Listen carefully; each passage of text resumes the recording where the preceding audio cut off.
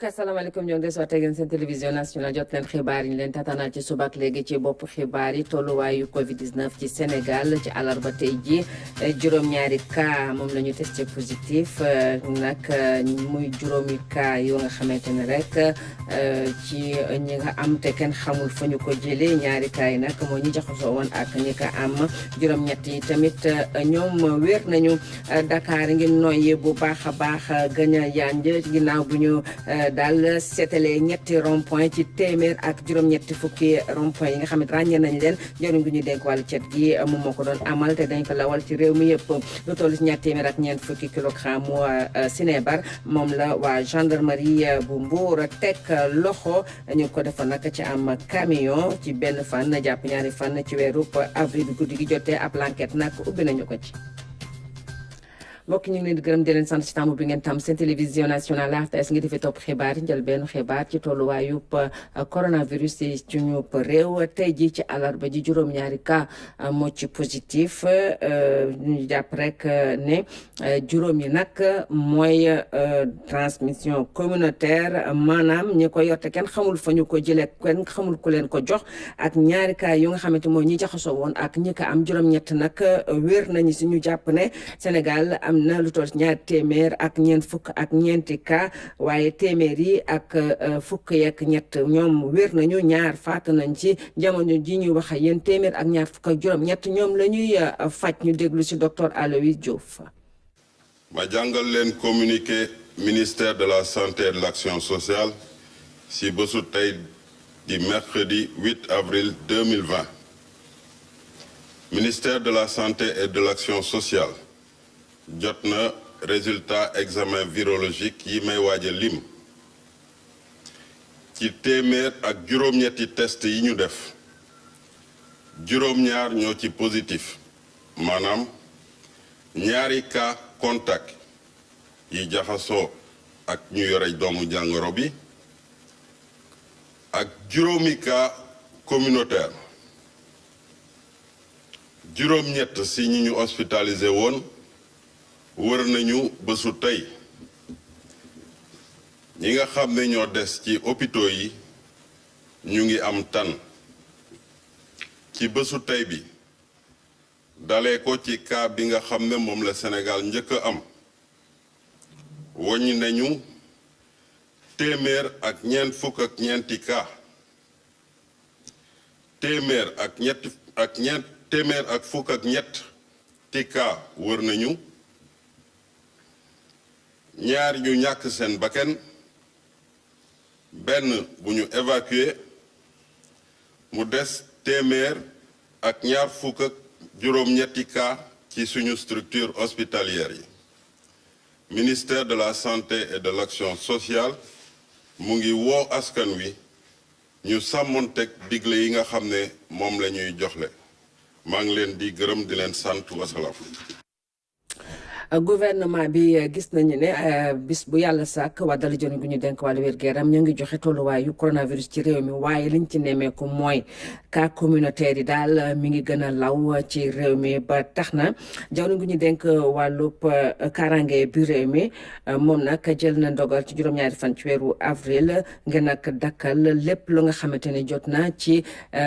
autorisation yu mu joxoon nit ci ngir nag ñu dem ak dikk ci réew mi yëpp dakkal na ko nag mu ngi jàpp ne ñi nga xamante ne rek ñoo mën a dem ak dikk bokk na si ñi feebar wala ñi nga xam ne rek dañoo am néew bu ñuy yóbbu wala ñi nga xamante ne rek dañoo jóge seen liggéey wala dañuy dem seen liggéey loolu nag buñ ko jëlee bokk na ci daal dañu bëgg dakkal lawaayu feebar bi raw na nag ci cas communautaire bi ci biir loolu gouverneur yu diwaan yi ak préfet yëpp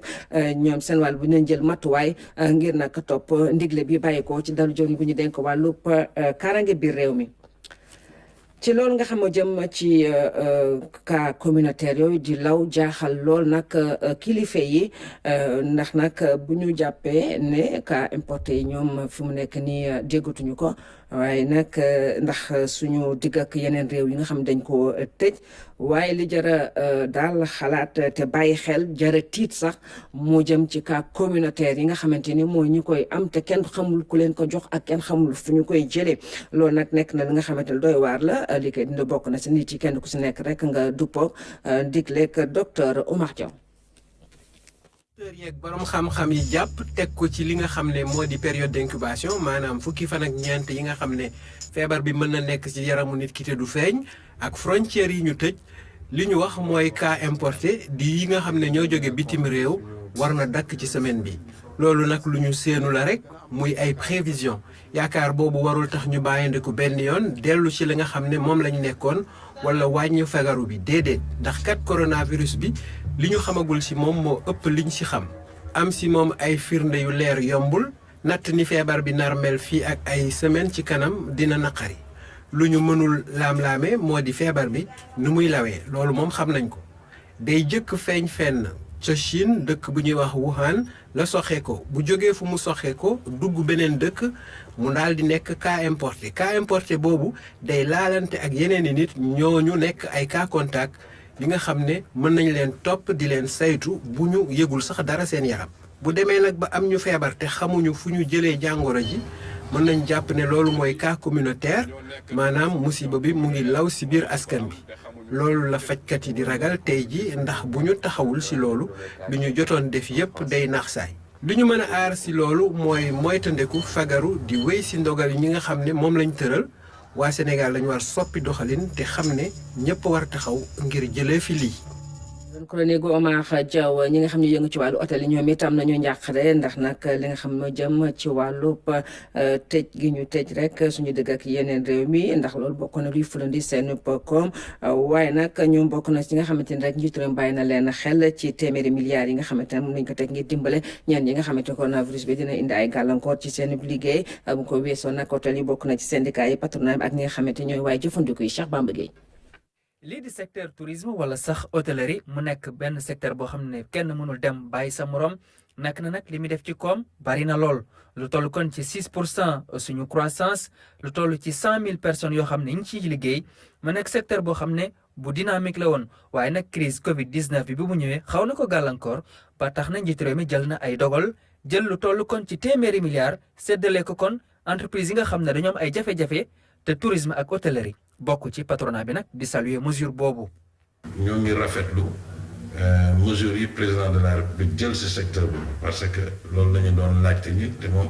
taxaw na ci wax na ko dina def lu mot 100 milliards lu ci ëpp di appuyer secteur yi nga xam ni ñoom ñu son secteur yooyu ñoo la ñuy njëkk laal maanaam hôtellerie tourisme transport ak yooyu ak culture muy ay mesures yoo xam ne lu rafet la am na solo it. soo ne annoncé mesure yooyu am na solo comme li ma gis ñoom ministre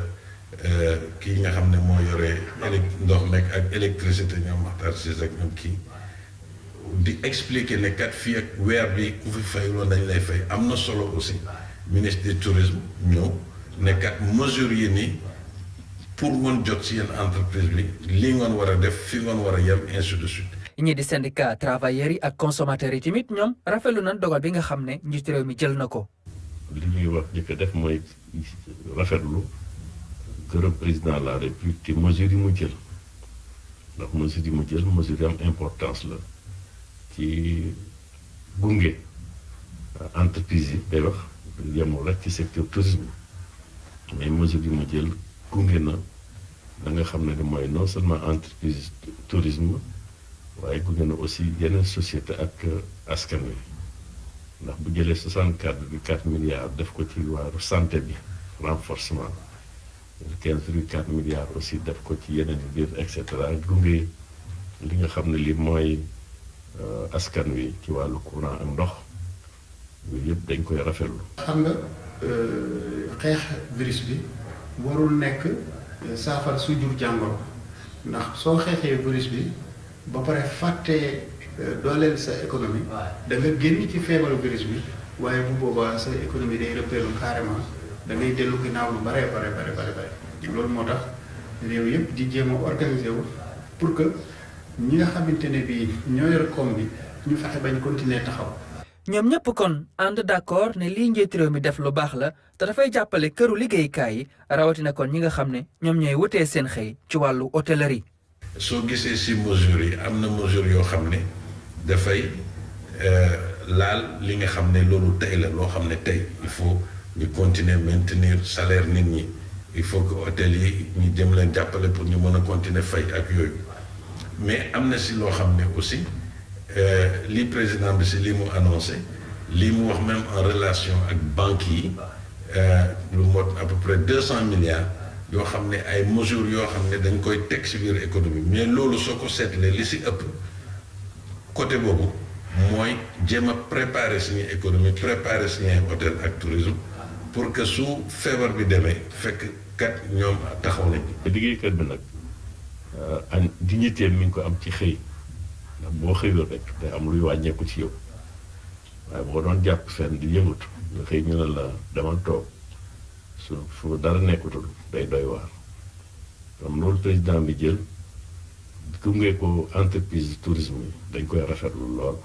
mu nekk kon décision boo xam ne ñoom ñëpp ñi ngi koy rafetlu ndaxte dafay jàppale ñii di borom kër yi te it dina leen dimbale ba tax na bu crise bi jàllee ñoom ñëpp dañ jotaat seen xëy jotaat seeni salaire ngir nag ñu mën a yore seen njaboot ni mu waree. Cheikh Bamba Gueye ñeneen a ngi mbir mi laal muy yëngu ci wàllu mbéy mi bokk na ci nag marché luuma yu nga xamante ni rek tëj nañu ko waaye nag nguur gi dina leen ci gunge bu baax a baax conseil national bu concertation coopération des ruraux ñoom la ñu ngi déglu président de la république ñoom sax am na yoon boo nga xamante ne rek njort nañu ne bu ñu fa jaaree dinañu mën a saafara li nga xam ne jëm ci wàllu taxaw bu ñëw nar a taxaw nit ñi ci wàllu dund gi Lamine Touré. ñi nga xam ne ñooy baykat yi ci réew mi seen taxawaay am na solo ci wàllu suxali koom-koomu Sénégal waaye tey ji secteur bi am na gàllankoor gannaaw ba li nga xam ne mooy coronavirus bi duggee ci réew mi. bu ñu béyee ba pare jàllar bi mbéy mi dañ ko war a jaay mu àgg ci nit ñi te béro fi ñu war a jaayee yépp ay marché la ci ñun ci àll bi nag luuma la ñu am mooy marché bés bu ay bu ne léegi loolu amatul ñaareel ba oto yi mënuñoo daw guddi te ñun xam nga ne jën dafa am ay gox rek yu mu am légumes yi dafa am ay gox yi nga xam ne foofu la bëri kon nag ñuy sori région Kolda Tamba Kédougou ñoom dañu am jafe-jafe te comme mbir mi dafa bettee fi mu ne la nit yi di xalaat naka la ñuy def am na ñi nga xam ne ñu ngi uti oto pour di indi produit yi mu jegee nit ñi et cetera ñu ngi ci jéem bi waaye dana metti ba tax na njiitu réew mi jox ay tegtal jëwriñ bi yor mbay mi ngir dimbale secteur bi ñoom nag ñu xamle ne bu dee li nga xam ne mooy assistance alimentaire nar na am nañu bàyyi xel bu baax a baax li nga xam ne produit yi ñuy bàyyi fii ci Sénégal. moo tax yaakaar naa ne président ne dana jàppale ci wàllu boobu bon ci biir loolu nag jàppale bi nga xam ne moo gën a rafet mooy yi ñuy jàppale ak ñuy jàppale bokk déggin bokk nas bu loolu amee rek day yomb kon nag gannaaw nguur gi jël na xalaat boobu di gën a rafet man léegi mooy ñu bokk ak ñun ak ñeneen ñi ñu xam lan fan naka ngir lan ñaareel bi mooy bu fekkee ne teelu ñoo taawal jumtukaay ak pexe yi ñuy def ngir mun a lijjante nawet buy ñëw du baax. ngir yokku taxawaayu acteurs yi ci xeex li nga xam ne mooy coronavirus bi ñi bokk ci CNCR di ñaax nguur gi ngir mu bàyyi xel dem ak dikk bi ñi nga xam ne baykat yi. Lamine Touré Covid-19 ba tey salon de coiffure yi ñoom nag ñu nekk ci Dakar tëj nañu li ko war a rek dañoo duppook ndigleek nguur gi ngir nag ñu dakkal lépp lu nga xamante ne ay barab la te doon dajale ay nit waaye nag ñi nga xamante ne rek ñooy borom salon de coiffure yu góor ñi ñoom ñi ngi wéy di ubbi waaye dañuy duppook ndigleek docteur Fatou Diouf. mbas mi di Covid-19 moo ko waral laata liggéey bi di tàmbali dañuy raxas seeni loxo ba mu set fomp ba mu wow door a mën a diwoo gel hydroalcoolique bi watkat bi nii la koy defee saa su ne donte jël nañu ay ndogal ngir tëj ci salon de coiffure yi moom mi ngi wéy di ubbi ay buntam ngir client yi. boo seetee rek gars yi da lay wóolu ak man xam naa ma gars yi yëpp wóolu ma sama client yi saa yu ñëwee fii xam nga damay gis sama lépp dama koy nettoyé lépp waaw bala ñuy dugg dama leen defal alcool et saabu ak javel ba ñu duggee ma defal bu tax bu ñu formé par defal alcool waaw gel bi nu kii waaw. wat boppam ci ñaari ayubés yu nekk mbaax la ci Pape mi jamono ji ñu digle ñëpp toog seen kër terewu ko dem ci watkatam bi kóolute bu wér ca wóor la am ci moom. sama xarit la gis naa ni ku nit la quoi day respecté mesure bi bon ma ñëwee daf ma njëkk a jox ma raxasu gis nga ko bon ma raxasu ma pare mu jox ma serpillère ma fomp tu vois voilà bi ma toogee avant muy commencé joxaan na ma gel aussi ma raxas samay loxo. bon donc loolu rek comportement boobu mu def loolu la am sama kër ak feneen fu ma mënti nekk loolu laay def.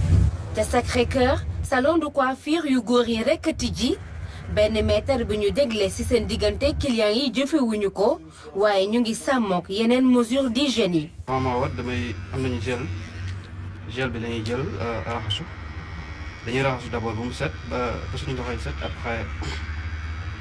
ñu jël gel bi raxasu buñ paree tamit wat nit ki après ñuy raxasuwaat. noonu lañu nekkee fii quoi. voilà def tamit masque voilà. liggéey bi dafa tàggatémbe ci jamono yi ñu ci bëri ci seen kër yi lañ leen di fekk ngir wat leen. xaw na wàññeeku moom wàññeeku na daal wàññeeku na parce que client yi li ñu dégg xam nga mbedd bex yooyu noonu moo waral man des fois damay def déplacement man des fois ñoom nooy kii ñëw gaare ñu watu. ca Liberté 6 Sacré-Cœur Sicap Bourguiba ak zone B salon de coiffure yu jigéen ñi yëpp a tëj mu doon lu am solo ci jamono ji ñuy xeex mbas mi di coronavirus Covid-19.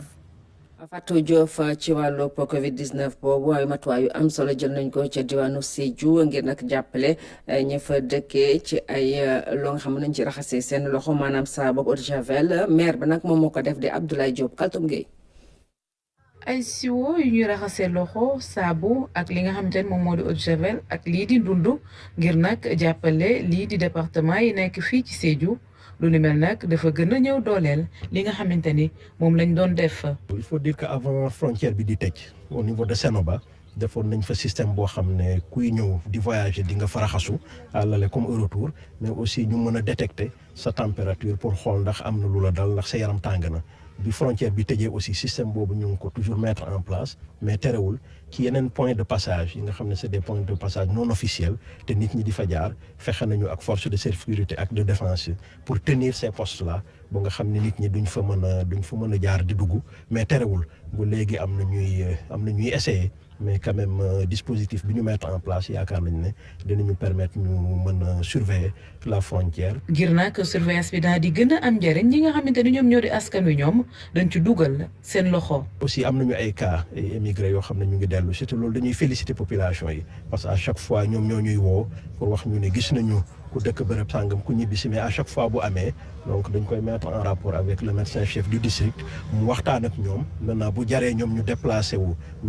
wu def ay test mais ñu ngi sant yàlla boobu ba léegi am nañ ci ay cas yu ñu signalé mais à chaque fois bu ñu defee test yi dafay négatif donc loolu ñu ngi ciy sant yàlla bu baax te ñaan mu continuer incha allah. fexe ba dem beeg dikk bi wàññeeku baax a baax nag bokk na ci li mën a saafara li nga xamante ne moom moo di jàngoro ji lee ki nga xamante ni moom moo di jëwriñ biñ dénk wàllum communication nag mi ngi wax ni lii di facilité yi maanaam autorisation yi la dañ ko war a wàññi ci ni mu gën a tuutee. am na ay buntu yu ñu doon duggee ñu tëj mais am na ay zone de contournement moo tax vigilance bi dañ ko war a yokk si zone yooyu te nit yi war na xam ne tey àdduna situation bu nekk nit ñëpp la bett te suñu nekkee tey Bounkiling ba tey yàlla suturaal ñu dañ mën a suturaal suñu mbokk si respecté consigne yoo xam ne gouvernement jox na ko commandement jox nañ ko ak lépp loo xam ne mun nañ ko def pour mun a aar suñu bopp d'abord mun a aar suñu réew waxtaan naa tam ci déplacement yi parce que ñaari risque moo am soo nekkee zone frontalière maanaam mooy ñoo xam ne dinañ dugg si zone de contournement yooyu ak ñeneen ñi doomu réew mi ñoo xam ne ñu ngi génn si dëkk bi di dem di ñëw ñooñu tam dañu war a réduire loolu ndax loolu yëpp facteur ay risque la yoo xam ne war nañ ko réduire si ay autorisation yu joxe ay nit. Boona nag nekk dëkk boo xamante ni dafa am frontière ak Gambie bañ fa yeggee nag gisuñu kenn koo xamante ni nag yaa ngi fa nekk di def say activité muy wane rek ni tëjum frontière bi moom daat na am file waaye nag kii di Abdoulaye Diop mi ngi gën a ñaax nit ñi ci li nga xamante ni moom moo di surveillance bi ndax rek mooy tax kenn ku nekk daal di mën a aaru ci bile feebar.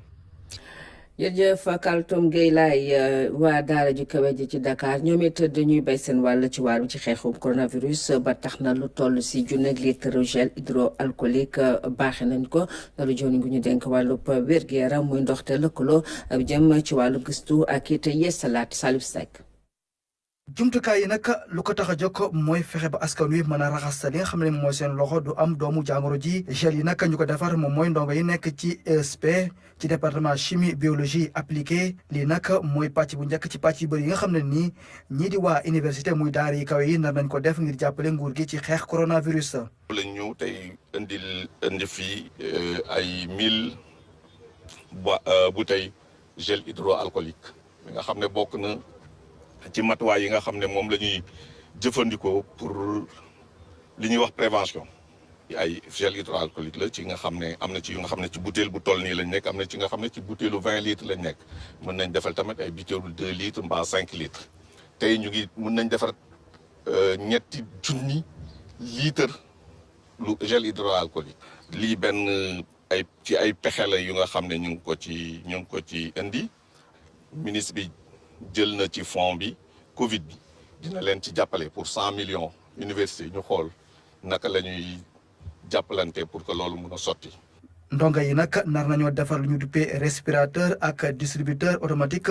muy jumtukaay yu am solo ci xeex coronavirus lii nag mooy wane ne daara yu kaw yi ñoom pare nañ ngir jàppale nguur gi ci wàllu gëstu waaye tamit ci wàllu yeesal seen xam-xam ngir fexe ba askan wi am jumtukaay yu mucc ayib ngir ñu xeex coronavirus. loolu yëpp day wane ne mën nañu donc ne alhamdulilah suñu université ak suñuy chercheurs yi parce que mbir am nañu ñëw dugal seen loxo wane ne li ñuy liggéey mën nañ ko appliquer ci secteur bi ñu nekk ñu ngi leen ci remercier bu baax président tam joxe na ndigal pour que experts yëpp ak borom xam-xam yi universitaires yi ak scientifiques yi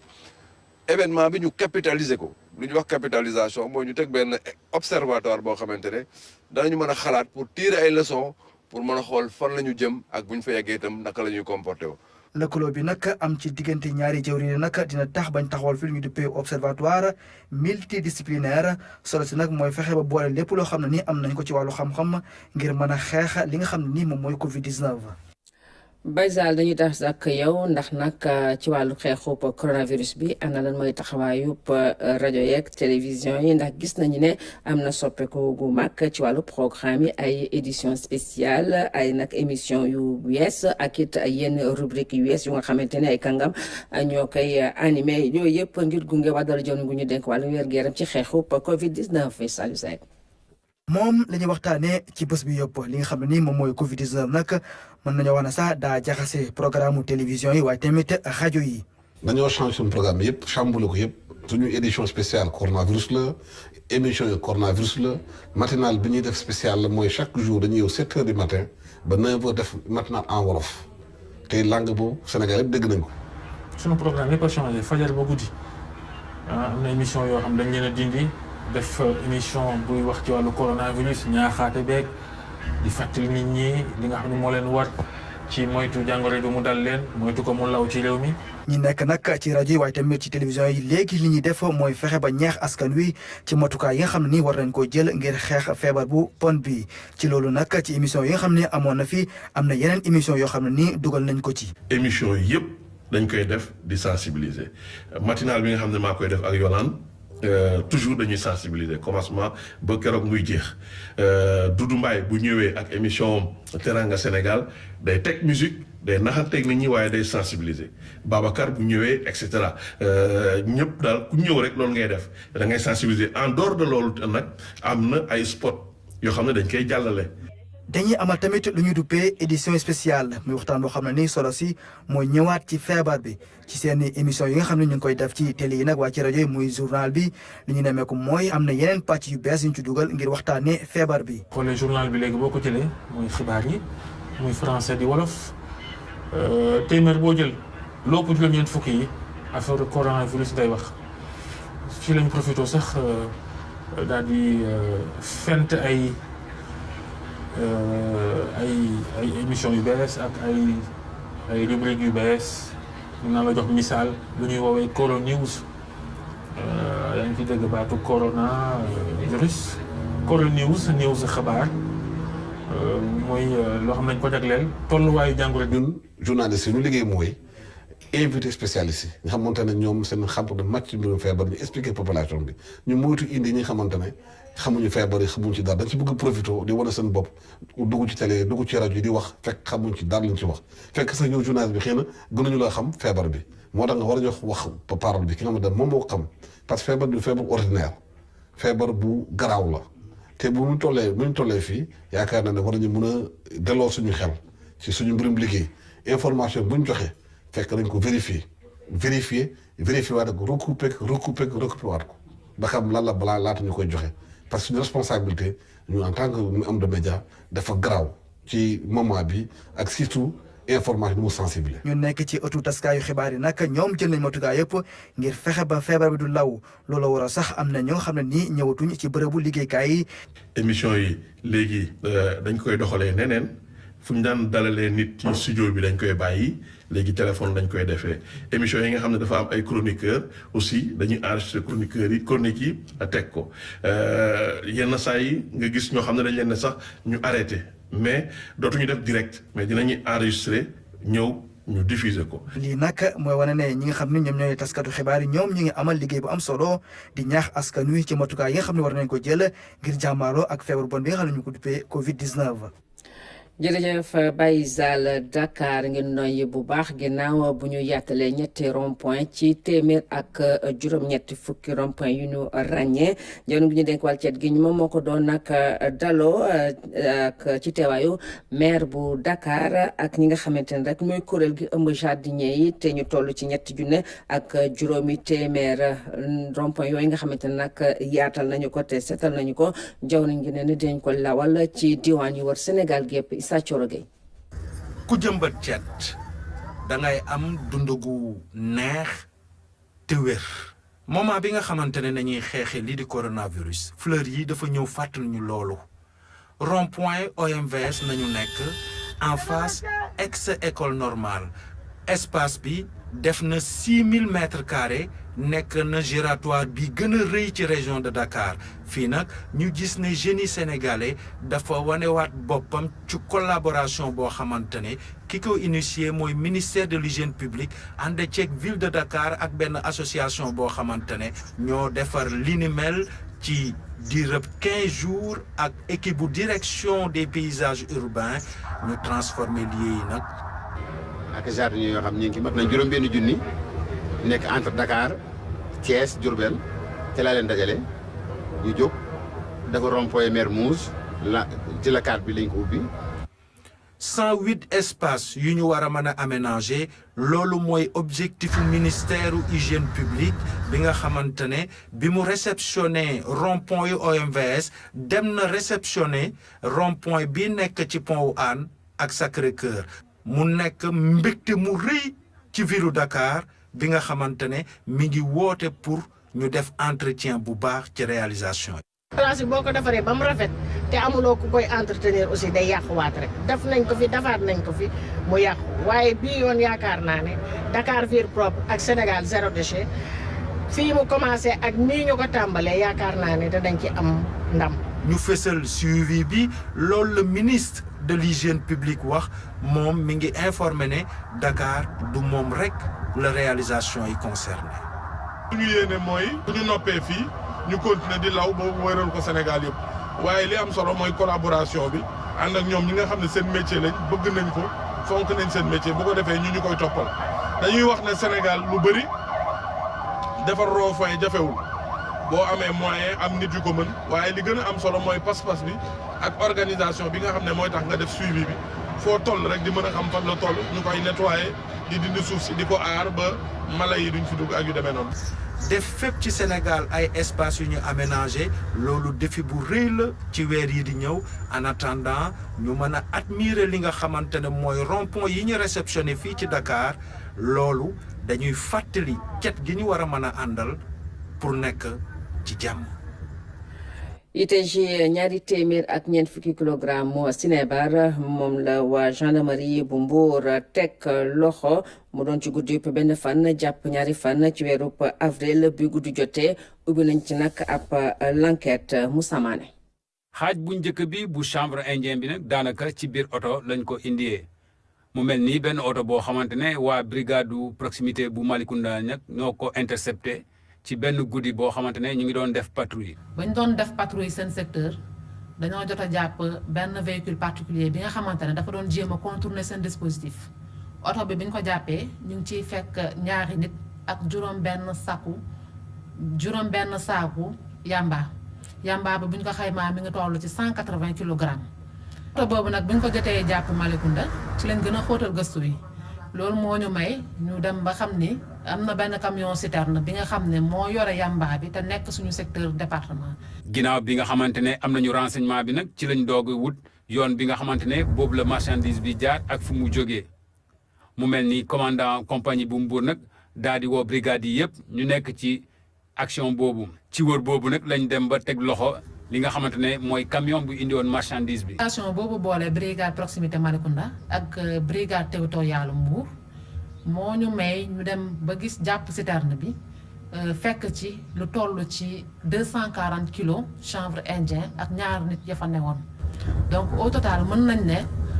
communauté brigade Mbour jàpp na lu toll ci xaaju tonu yamba ci guddi premier jëm 2 avril xaaju tonu yamba lañ jàpp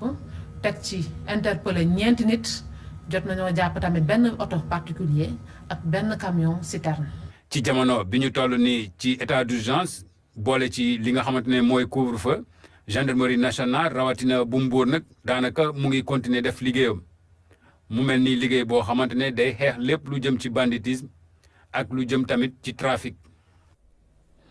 jërëjëf Moussa Mané mbokk yi la indoon ci ay xibaar doon leen ko jottali bu ne saa ngeen ànd ak suñu mbokk Mandeng ci xibaar ci Mandeng mën na ñaan bëccëgu jàmm salaam.